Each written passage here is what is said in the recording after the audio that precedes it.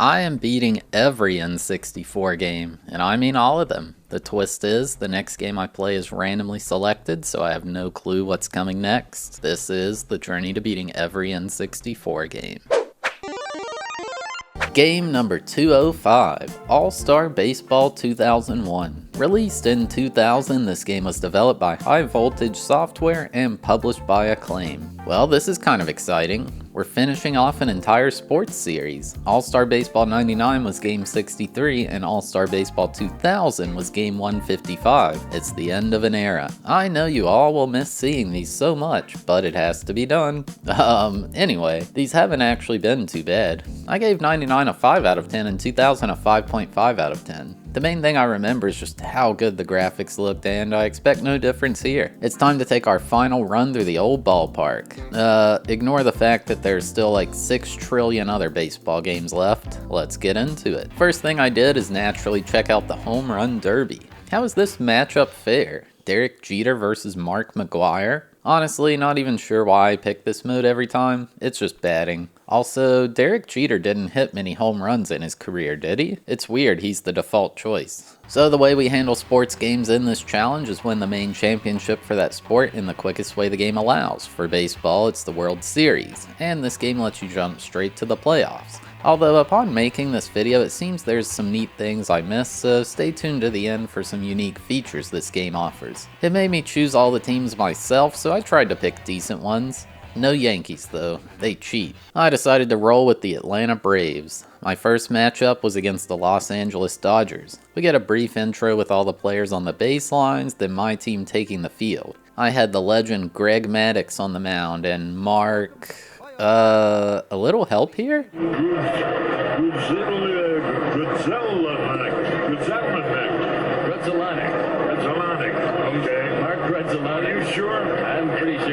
Thanks. Yeah, he was leading off for the Dodgers. For pitching, you select your pitch with the C buttons, move the cursor where you want it to go, and press A to throw. Something new to this game over previous entries is that you can add a little touch to the pitch after throwing it with the joystick. In this case, I struck him out.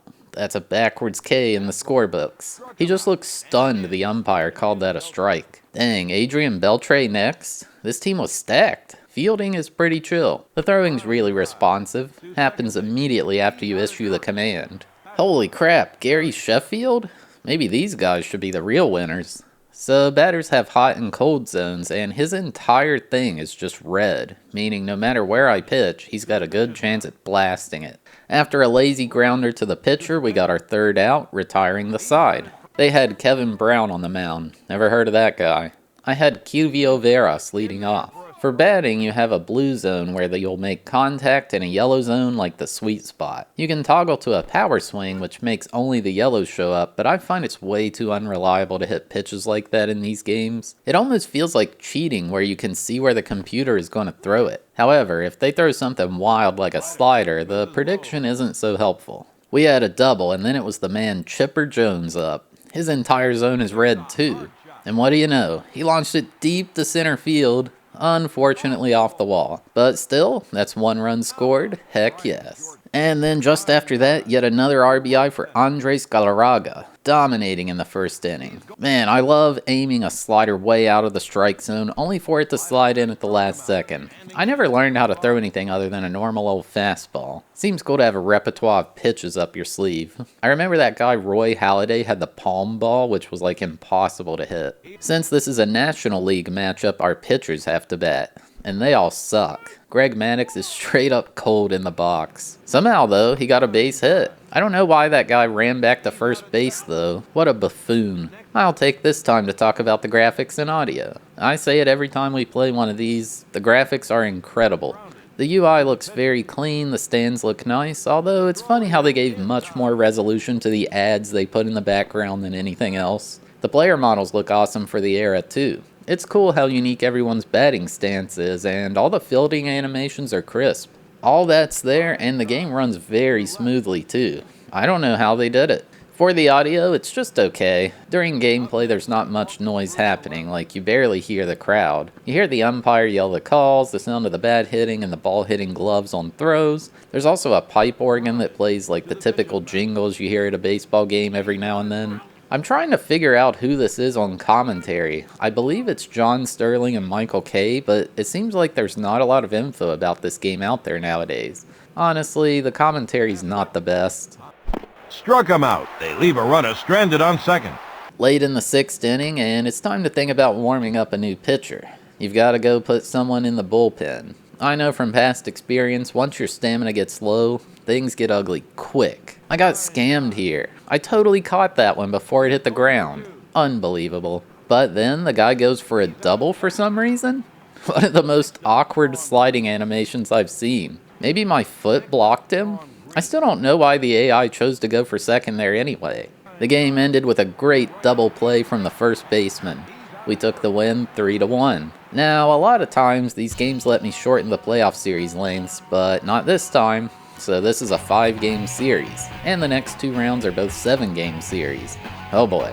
For game 2, I had Kevin Mitchell on the mound while they had Chon Ho Park. We wound up winning the game 3-7. And in game 3, I had John Smoltz while they had Darren Dreyfort pitching. Embarrassing for them to throw a wild pitch like this with a runner on third base. Easy run there. There's just a button to slide into the base, and you can make it happen extremely early. That's great. When you get a big home run, it doesn't even attempt to build tension, just immediately shows the ball being long gone. Love that feeling. We wound up taking the win in game 3, 12-9, and that was the end of the series. Dodgers eliminated. Looks like the Devil Rays beat the Indians, the A's beat the Blue Jays, and on my side, the Mets beat the Cardinals. So we're up against the Mets in a 7-game series. Let's get into the highlights of Game 1. First pitch of the game, and Ricky Henderson hits a base hit to center field off the pitcher Tom Glavine. He's not their best, but he's certainly pretty good. Robin Ventura strikes out. Caught looking. Unbelievable. Mike Piazza can't come through with it, and that retires the side for the Mets. Clinton Rush on the mound for the Mets. Kivio Veras leading off for Atlanta. Gets a deep pop fly, but unfortunately not deep enough. Next at bat, Reggie Sanders sends one deep into right field, and it's off the wall. A nice double to start the game off. Chipper Jones hits one deep. Caught, but Reggie Sanders is able to tag up and make it to third base in time. Runner in scoring position now for the Braves. Unfortunately, Brian Jordan can't get it past, and it's tied up 0-0 after the first. 1 out in the second, and Derek Bell hits a lazy grounder down the third baseline. He's out of there. Seems like a lot of these people have been getting their balls stopped in that area. Now the Braves, and Javi Lopez hits one deep into the gap for a double. Can the Braves finish, though? Next at bat, Andrew Jones hits it way out into center field. No one there to catch it. That's a run batted in, along with a double for Jones. Can't get any more out of it, as Tom Glavine gives an honest effort batting there. The Braves up 1-0 after the second inning. Clinton Rush hits a drive along the baseline, but a beautiful catch by Andres Galarraga there to get the out. The backhanded catch. Ricky Henderson, apparently the only one who came to play for the Mets, gets another base hit, but he's the only one out there doing it. 4th inning now, and Tom Glavine is going rogue. He hits Robin Ventura right in the back. That's kind of toxic. He probably deserves this one. Mike Piazza blasts it deep to left field off the wall. Got a runner in scoring position. Piazza opts to stay on first. With 2 strikes, Todd Zale hits it directly into the gap for an RBI. We're all tied up 1-1 now, folks. Piazza doesn't move to third base. Possibly a blunder. Unfortunately, Galarraga goes the wrong direction, missing this easy line drive. It's like he's being controlled by a third party who can't adjust to the camera changing that rapidly. But that's ridiculous. That'd mean this game is just a simulation. A deep fly to right field. Mike Piazza actually doesn't tag up. Bases loaded, 2 outs. Lucky for the Braves, it's the pitcher up and he gets the base hit. Piazza scores, and that's another RBI for the Mets. They're up 2-1 now. The Braves are fortunate here as Ricky Henderson decides to go cold. They barely escaped that inning. Could have gone a lot worse, let me tell you. Brian Jordan answers immediately for Atlanta, launching it to the warning track. Not only that, he hustles hard and gets a triple out of it. Well done there. And now Andres Galarraga gets the job done. A base hit, getting the run bedded in. We're tied up 2-all here in the fourth. They can't get anything else going though as Walt Weiss strikes out, leaving it at 2-all. Fifth inning, love seeing the pitcher get a base hit like that. They're putting it all on the line today. A beautiful over-the-shoulder catch from the center fielder there. Could have gone horribly wrong if it didn't connect. With 2 outs in the fifth, the big man, Chipper Jones, launches it to right field. 2-run home run.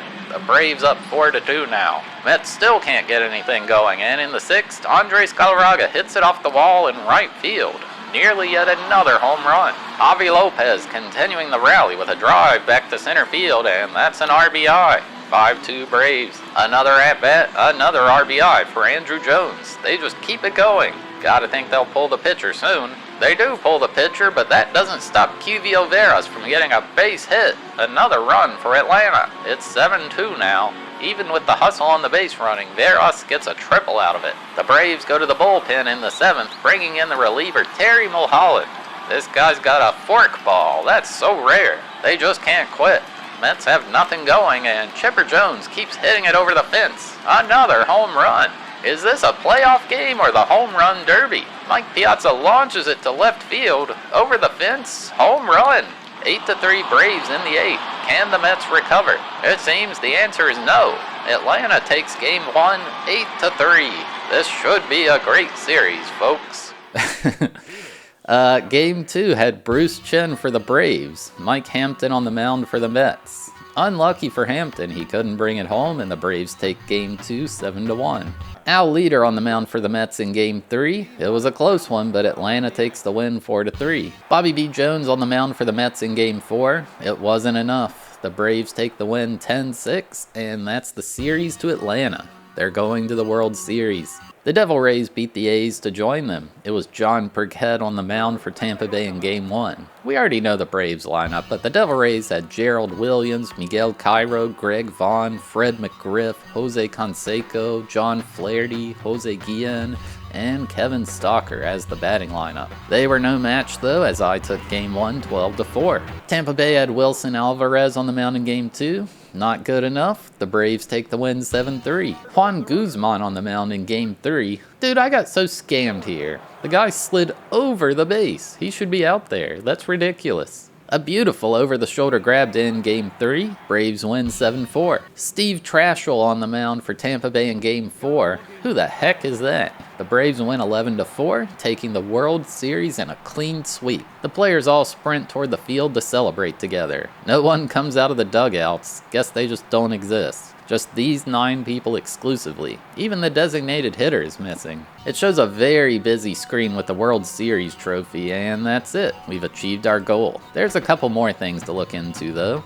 There are quite a bit of cheats for the game. I think this is the intended experience for this game. Yeah, this is amazing. I love how when they're out, they just do the worm all the way back to the dugout. So there is one more thing I discovered about this game while making this video, and that's how they added the Cooperstown Legends team to this game. There's some serious legends here. Nolan Ryan, he was cracked. The best part of all is we're playing baseball in a cornfield. This is how the game was meant to be played, folks. Room for like 200 people to watch. Plus, corn is delicious. When you hit a home run, it just gets lost in the abyss. Maybe this is how corn mazes were made. People went searching for baseballs. The credits are just available at any point in the main menu. But yeah, that's about all there is for this one. Game complete.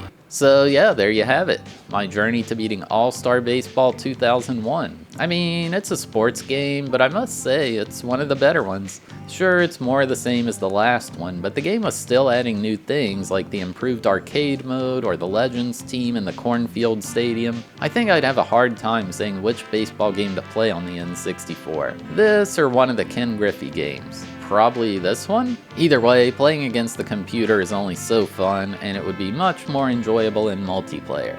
If anything, the All-Star Baseball games are a marvel at how good the N64 graphics can look, in my opinion. It's up there with the likes of Star Wars Rogue Squadron as one of the best looking games. If you're feeling nostalgic for N64 baseball, give this one a try. I do think the audio could have been much better though, maybe just having someone more enthusiastic on commentary. Oh well, it's decent for what it is. I gave All-Star Baseball 2001 a 6 out of 10 for enjoyability and a 2.5 out of 10 for difficulty. difficulty. Alright, thanks for watching. I hope you enjoyed. We had a randomized marble race to determine which game was next, so here's how that played out. Or skip to the timestamp on screen to skip straight to the game selection. Alright, we'll do a random track. Pixels Procedural Juiceway.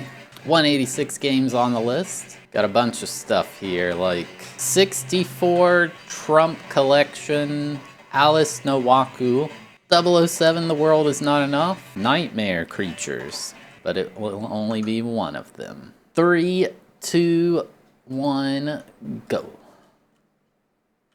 Alright, and they are off.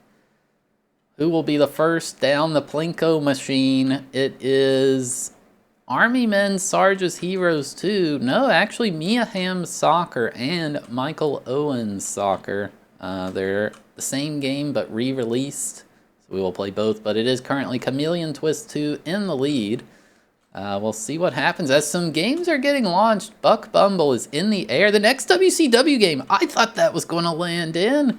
That would have been unbelievable, folks, but it did not happen. Chameleon Twist 2 still currently in the lead. We'll see. I don't know what's happening here. This race, I think, the track changes as you go. And Banjo-Kazooie is making a play for the lead. Banjo gets held up a bit, though. Chameleon Twist is still in the lead now.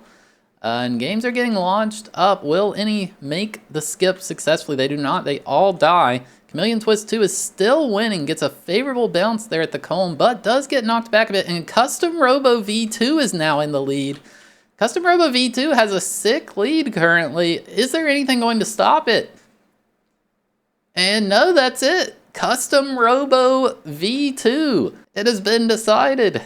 And that is Japanese exclusive. However, that is a good game. The old Custom Robo 1 was awesome.